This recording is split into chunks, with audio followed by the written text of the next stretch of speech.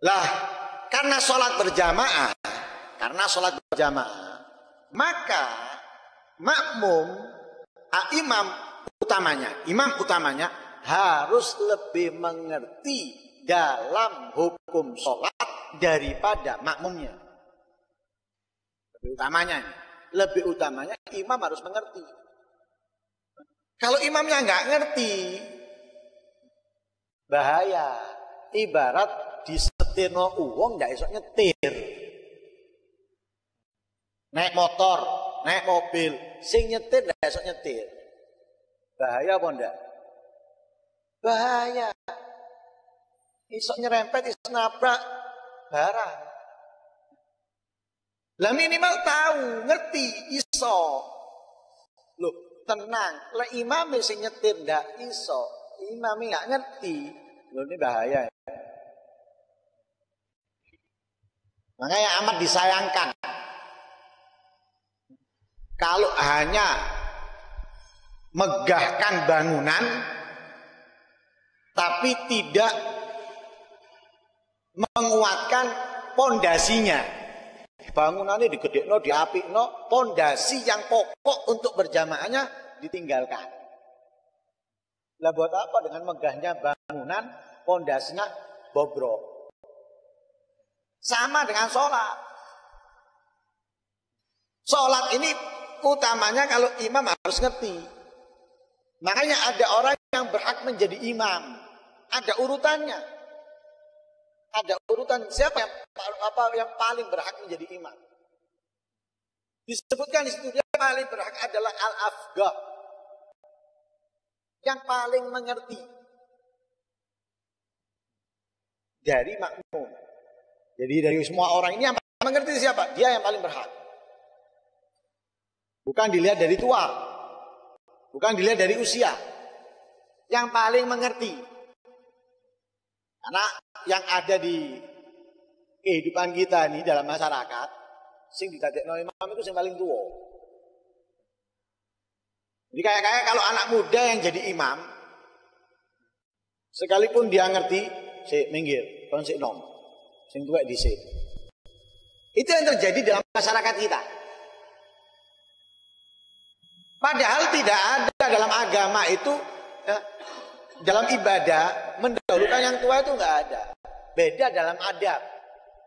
Dalam adab mendahulukan yang tua. Tapi dalam menjadi imam sholat tidak mendahulukan yang tua, tapi yang paling mengerti. Itu khususnya, utamanya. Lah makmum juga harus ngerti. Wis apa jare imam wis? Enggak, harus ngerti. Sehingga ketika ada kesalahan itu bisa mengingatkan. Sama dengan bacaan itu. Lah imamnya tok sing hafal, makmumnya ndak hafal. Imamnya salah, makmumnya ndak iso ngilingno. Balen-baleni imamnya. Baleni. Makmumnya ndak iso ngilingno, wong makmumnya ndak iso hafal. Nah, itu fungsinya apa? Harus ada yang tahu supaya imam tidak sendirian yang tahu. Nah, makanya di situ wajib belajar. Wajib belajar. Nah, kalau sudah menjadi imam, lah yang menjadi makmum itu kan macam-macam orangnya. Ada yang kecil, ada yang remaja, ada yang dewasa, ada yang tua. Keadaannya mereka nggak sama. Ada yang sehat, ada yang sakit. Maka imam itu harus peduli kepada keadaan makmum. Imam harus peduli kepada keadaannya makmum. Makanya dikatakan oleh Rasulullah, fal yukhaffif, maka hendaknya kalau menjadi imam itu sholatnya diringankan. Diringankan itu dalam arti menjalankan kewajiban dengan kesunahan sekedarnya. Menjalankan kewajiban dengan kesunahan sekedarnya. Tidak secara sempurna. Contoh, baca surat setelah Fatihah.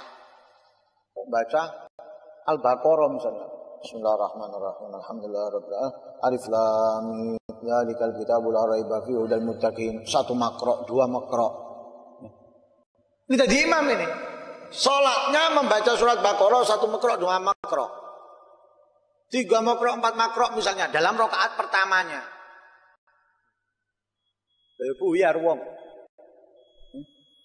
Hilang kabeh. Membaca surat pendek dengan tartil tadabbur aja gremeng kabeh. Apalagi bacanya panjang.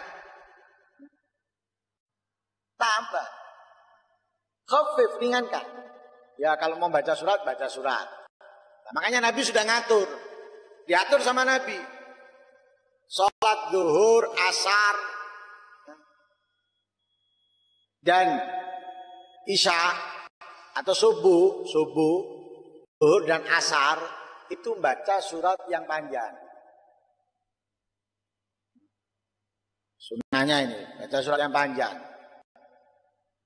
Kalau maghrib surat yang pendek, isya sedang, nggak panjang, nggak pendek. Seperti Amayat Tasa'alun, Wan Nazi'at, Abasa, itu salat isya. Tapi salat subuh yang panjang. Nah, aturan itu disunahkan. Tapi kalau makmumnya itu banyak, harus memperhatikan mereka semuanya. Harus memperhatikan mereka. Tapi kalau makmumnya itu terbatas, mau imamnya mau memanjangkan, maka perlu meminta persetujuan. Kalau menurut Imam Ibnu Hajar, persetujuannya makmum itu harus secara lisan. Ya enggak apa-apa, ya enggak apa-apa, makmumnya semuanya ngomong. Menurut Imam Ibnu Hajar. Tapi kalau menurut Imam Romli, cukup prasangka. Nah, imamnya berprasangka makmum ini enggak masalah kalau dipanjangkan. Nah, ini kalau menurut Imam Romli.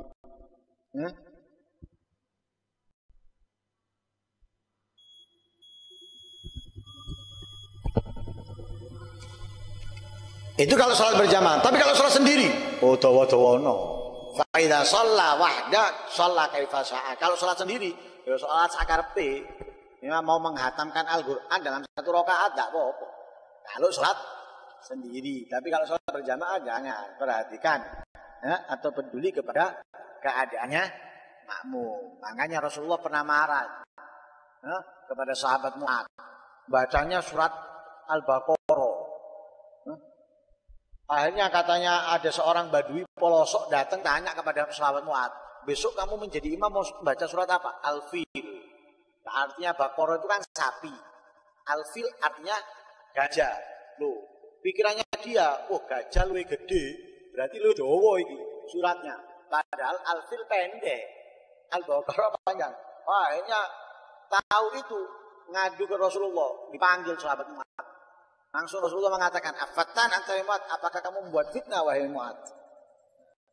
Ini katanya Rasulullah, kalau sholat berjamaah itu ringankan. Ya, ringankan itu. Ya, kalau menjadi imam. Tapi kalau sholat sendiri, monggo. Baca tasbihnya 5 kali, 7 kali, enggak apa-apa. Suratnya misalnya satu surat dari Al-Baqarah dia juz berapa di rakaat pertama, rakaat kedua Al-Imran misalnya, enggak masalah. Kalau sholat sendiri, ya. Nah ini mudah-mudahan Allah Subhanahu wa taala memudahkan kita memahami apa yang perlu kita pahami.